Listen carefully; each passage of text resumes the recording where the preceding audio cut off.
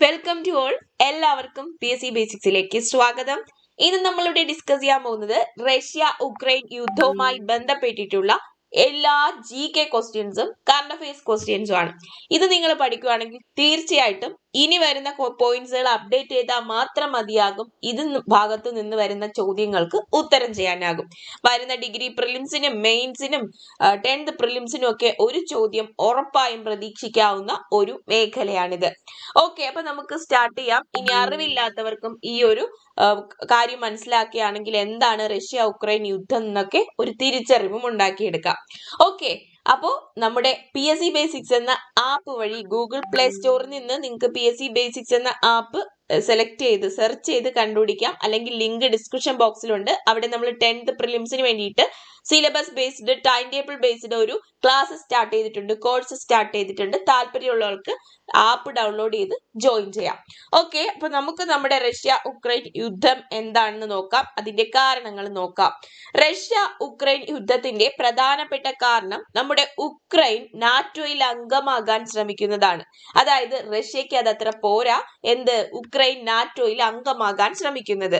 അതെന്താണ് കാരണം ചോദിച്ചാൽ 2014 ഫെബ്രുവരി മുതൽ റഷ്യയും ഉക്രൈനും തമ്മിൽ കുറച്ച് രാജ്യക്കാർ തമ്മിൽ ഒരു പ്രശ്നങ്ങളുണ്ട്. അതുകൊണ്ട് ആ പ്രശ്നം രൂക്ഷമാകുകയും റഷ്യയുടെ സുരക്ഷയ്ക്ക് തന്നെ ഭീകരത അല്ലെങ്കിൽ ഭീഷണിയാകാനുള്ള ഒരു സാധ്യത നാറ്റോ ഉക്രൈനിലേക്ക് വരികയാണെങ്കിൽ ഉണ്ടാകാൻ സാധ്യതയുണ്ട്.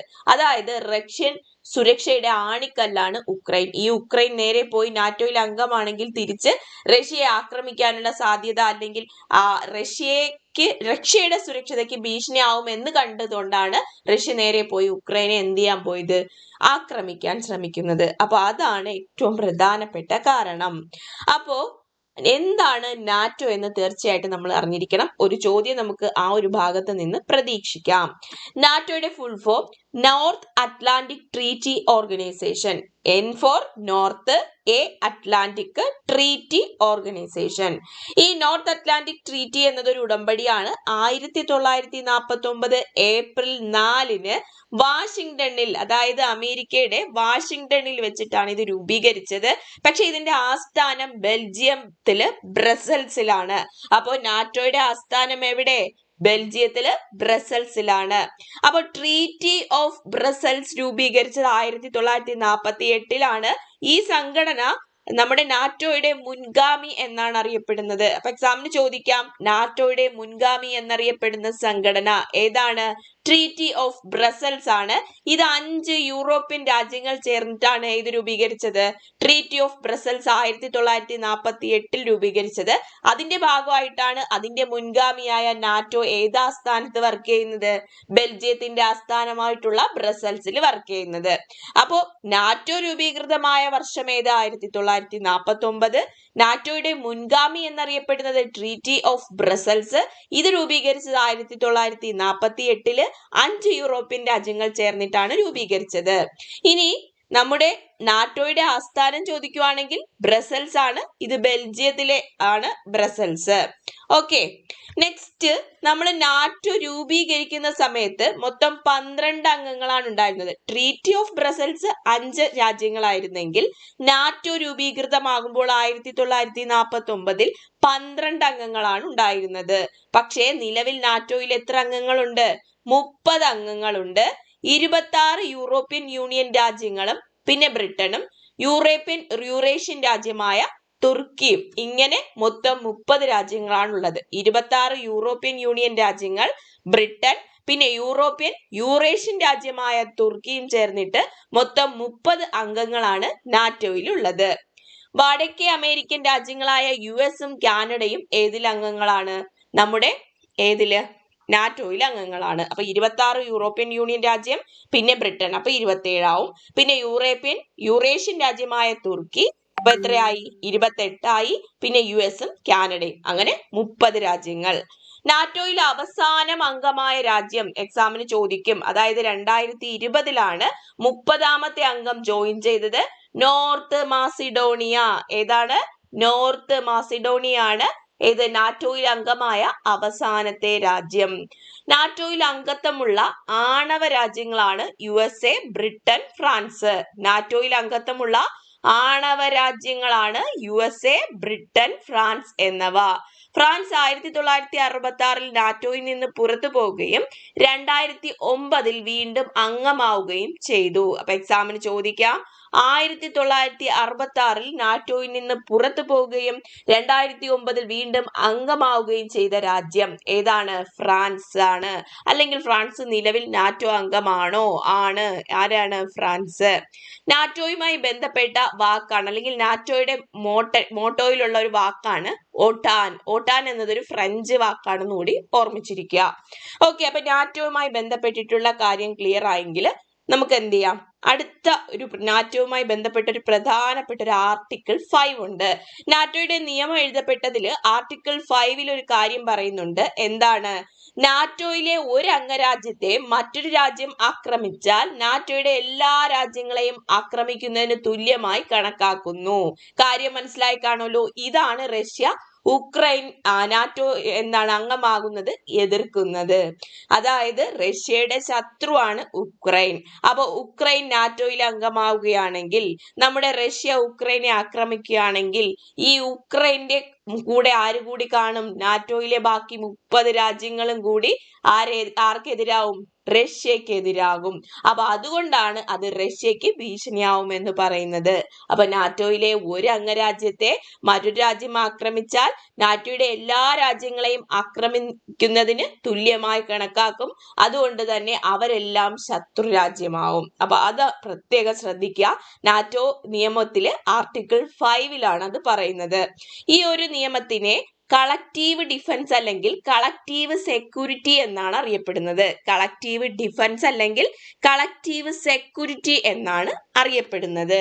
ഓക്കെ, അടുത്തത് നമ്മൾ അതുമായി ബന്ധപ്പെട്ട്, അതായത് നമ്മുടെ ഈ യുദ്ധവുമായി ബന്ധപ്പെട്ട് വാർത്തകളിൽ നിറഞ്ഞു നിന്ന കുറച്ച് ആൾക്കാർ, കുറെ രാജ്യങ്ങളിലെ പ്രസിഡന്റുമാരെയൊക്കെയാണ് ഒന്ന് ഡിസ്കസ് ചെയ്യാൻ പോകുന്നത്. നോക്കാം.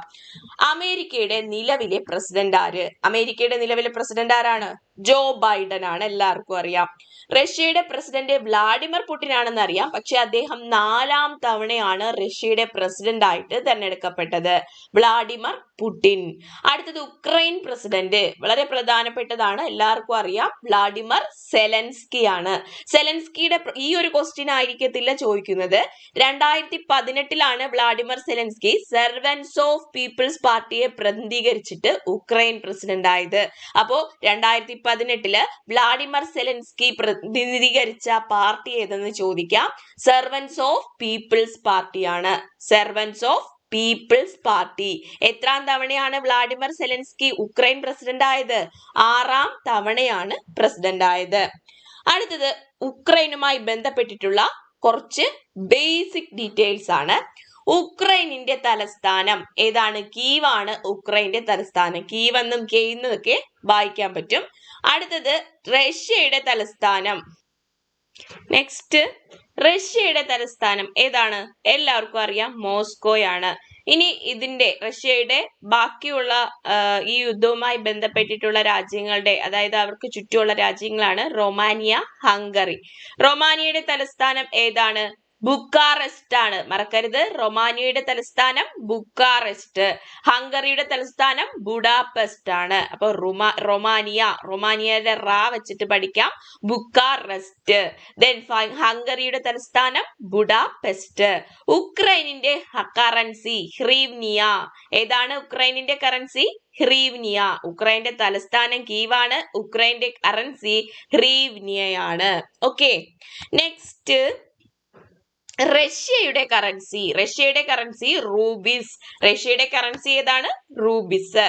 യുക്രൈനിന്റെ നിലവിലെ പ്രതിരോധ മന്ത്രി ഒലെക്സി റെസ്നിക്കോവ് ആണ് യുക്രൈനിന്റെ നിലവിലെ പ്രധാനമന്ത്രി. യുക്രൈന്റെ നിലവിലെ പ്രധാനമന്ത്രിയല്ല, പ്രതിരോധ മന്ത്രി ആരാണ്? Defence minister Oleksiy Reznikov. Oleksiy Reznikov ആണ് യുക്രൈനിന്റെ നിലവിലെ പ്രതിരോധ മന്ത്രി. ഇന്ത്യയുടെ പ്രതിരോധ മന്ത്രി ആരാണ്? രാജ്നാഥ് സിംഗ് ആണ് ഇന്ത്യയുടെ പ്രതിരോധ മന്ത്രി. ഇന്ത്യയുടെ കേന്ദ്ര വിദേശകാര്യ സെക്രട്ടറി ആണ് ഹർഷവർദ്ധൻ ശുക്ല.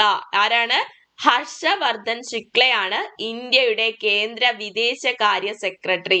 ഇതിപ്പോ പഠിക്കുന്ന എന്താണെന്ന് ചോദിച്ചാൽ യുദ്ധവുമായി ബന്ധപ്പെട്ട് കുടുങ്ങിപ്പോയ ആൾക്കാരെയൊക്കെ സഹായിക്കുന്നത്, അതുപോലെ തന്നെ അവർക്കൊരു സഹായമാകുന്നത്, ഇതിനൊക്കെ നമ്മളെ പ്രതിരോധ മന്ത്രിയാണ് ഇടപെടുന്നത്. അതുപോലെ തന്നെ വിദേശകാര്യ മന്ത്രിയും വിദേശകാര്യ സെക്രട്ടറിയൊക്കെയാണ്. അപ്പൊ അതുമായി ബന്ധപ്പെട്ട് ഈ ഒരു ക്വസ്റ്റ്യൻ ചോദിക്കാനുള്ള സാധ്യതയുണ്ട്. അപ്പൊ ഇന്ത്യയുടെ പ്രതിരോധ മന്ത്രി ആരാണ്? രാജ്നാഥ് സിംഗ് ആണ്. ഇന്ത്യയുടെ കേന്ദ്ര വിദേശകാര്യ സെക്രട്ടറി ആര്? ഹർഷവർദ്ധൻ ശുക്ലയാണ്. ഹർഷവർദ്ധൻ ശുക്ല. അടുത്തത് കേന്ദ്ര വിദേശകാര്യ മന്ത്രി സുബ്രഹ്മണ്യം ജയശങ്കർ. ആരാണ്? സുബ്രഹ്മണ്യം ജയശങ്കർ. UK പ്രധാനമന്ത്രി എല്ലാവർക്കും അറിയാം, ആരാണ്? ബോറിസ് ജോൺസൺ ആണ്. French president Emmanuel Macron. German chancellor Olaf Scholz ആണ് ജർമ്മൻ ചാൻസലർ. ചൈനീസ് പ്രസിഡന്റ് ആരാണ്? ഷീ ജിൻപിങ് ആണ് ചൈനീസ് പ്രസിഡന്റ്. അപ്പൊ ഇത്രയും ആൾക്കാർ നമ്മൾ എന്ത് ചെയ്യുക? ഇതുമായി ബന്ധപ്പെട്ടിട്ട് അറിഞ്ഞിരിക്കേണ്ട ആൾക്കാരാണ്. ഓക്കെ.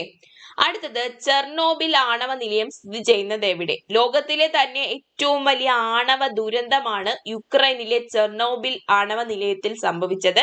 അപ്പൊ അതൊരു ക്വസ്റ്റ്യൻ ആയിട്ട് വരാം. ചെർണോബിൽ ആണവ നിലയം സ്ഥിതി ചെയ്യുന്നത് ഉക്രൈനിലാണ്. ചെർണോബിൽ ആണവ ദുരന്തം നടന്നത് 1986 ലോകത്തെ നടുക്കിയ ഏറ്റവും വലിയ ആണവ ദുരന്തമായിട്ടാണ് ഇതിനെ കണക്കാക്കുന്നത്. യൂറോപ്പിലെ ഏറ്റവും വലിയ ആണവ നിലയം സ്ഥിതി ചെയ്യുന്നതും ഉക്രൈനിലാണ്. സഫോറിഷ്യ ആണവ നിലയമാണ്. ഏതാണ്? സഫോറിഷ്യ ആണവ നിലയം സ്ഥിതി ചെയ്യുന്നത് ഉക്രൈനിലാണ്. യൂറോപ്പിലെ ഏറ്റവും വലിയ ആണവ നിലയമാണ് ഇത്. ദെൻ സോവിയറ്റ് യൂണിയന്റെ പതനം. നമുക്കറിയാം USSR കുറെ രാജ്യങ്ങൾ ചേർന്നിട്ടുള്ളതായിരുന്നു സോവിയറ്റ് യൂണിയൻ.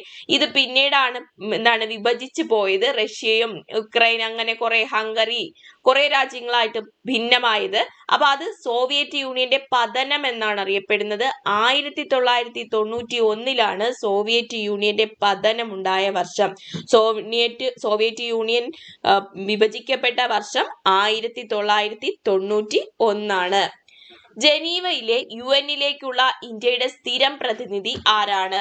ഇന്ദ്രാണി പാണ്ഡെയാണ് ജനീവയിലെ UN-ലേക്കുള്ള ഇന്ത്യയുടെ സ്ഥിരം പ്രതിനിധി. ആരാണ്? ഇന്ദ്രാണി പാണ്ഡെ. UN-ലേക്കുള്ള ഇന്ത്യയുടെ സ്ഥിരം പ്രതിനിധി ആരാണ്? ഓക്കെ, UN-ലേക്കുള്ള ഇന്ത്യയുടെ സ്ഥിരം പ്രതിനിധി TS തിരുമൂർത്തിയാണ്. UN-ലേക്കുള്ള ഇന്ത്യയുടെ സ്ഥിരം പ്രതിനിധിയാണ് TS തിരുമൂർത്തി. നമ്മുടെ UN-ലെ ആകെ അംഗങ്ങളുടെ എണ്ണം 193. നാറ്റോ ആണെങ്കിലോ 30 അംഗങ്ങളും. UN-ലെ ആകെ അംഗങ്ങൾ 193 ആണ്. 2014 റഷ്യൻ അധിനിവേശത്തിലൂടെ റഷ്യയുടെ കൈകളിലായ ഉക്രൈൻ പ്രദേശം ഏതാണ്? അധിനിവേശത്തിലൂടെ എന്നാണ്. 2014 റഷ്യൻ അധിനിവേശത്തിലൂടെ റഷ്യയുടെ കൈകളിലായ ഉക്രൈൻ പ്രദേശം ക്രൈമിയാണ്. ഇതോടെയാണ് ഈ ഒരു പ്രശ്നം സ്റ്റാർട്ട് ചെയ്തത്.